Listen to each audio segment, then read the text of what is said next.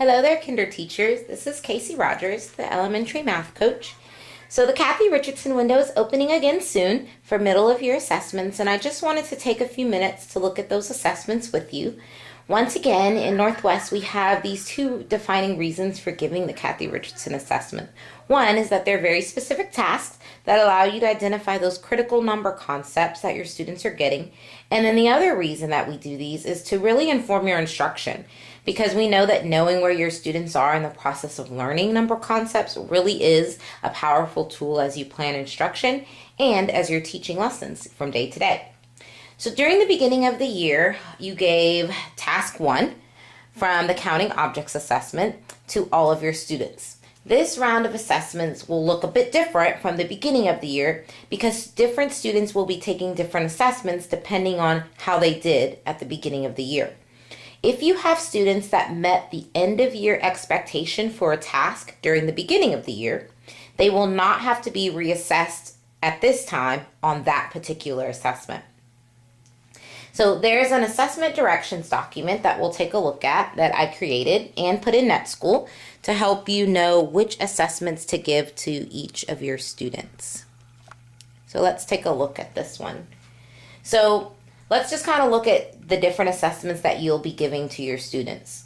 So for task 1, the counting a pile of objects, if you had a student that was able to count to 32, which is the end of year expectations during the beginning of the year with ease, you do not have to reassess them on that particular task.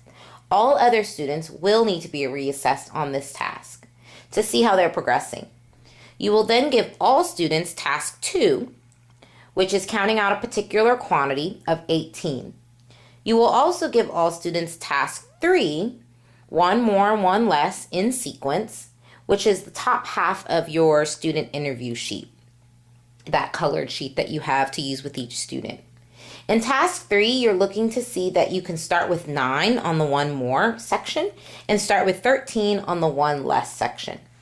The other assessment that you may begin giving informally starting now and through the end of the year is from this book, Changing Numbers. It's concept 2. Here you're looking to see that students can change numbers up to 10. This assessment will not be reported to the math department, but it can be used to inform your daily instruction and your work with students. So let's take a look then at your class recording sheet.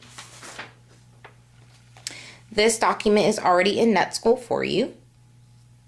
So this is your class recording sheet.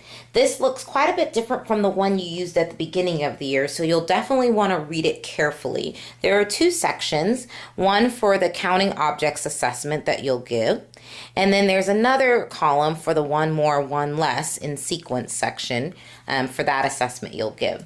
You'll notice that students in gray boxes means that they are not meeting the middle of year standard. So just please read that carefully so you'll know how to fill this out appropriately. So once this is finished, once your entire team is finished assessing, one person from your grade level team will collect these, scan them, and email them to Shelly and to me, Casey Rogers. So please use the scanner on your campus and not a photo. This recording sheet, like I said, is already in the Kathy Richardson folder in NetSchool. And so you'll notice that there is now a separate subfolder for all middle of year documents. So make sure you click that small gray arrow to the left of that folder to access all the contents of the folder. So the window opens Monday, January 12th and closes on Wednesday, February 4th. A grade level representative from your team, don't forget, will need to email these recording sheets only for your whole grade level to me and to Shelly on or before Monday, February 9th. So we will, of course, be making ourselves available to answer questions and to debrief with you. So please don't hesitate to call or email us. Have a great day.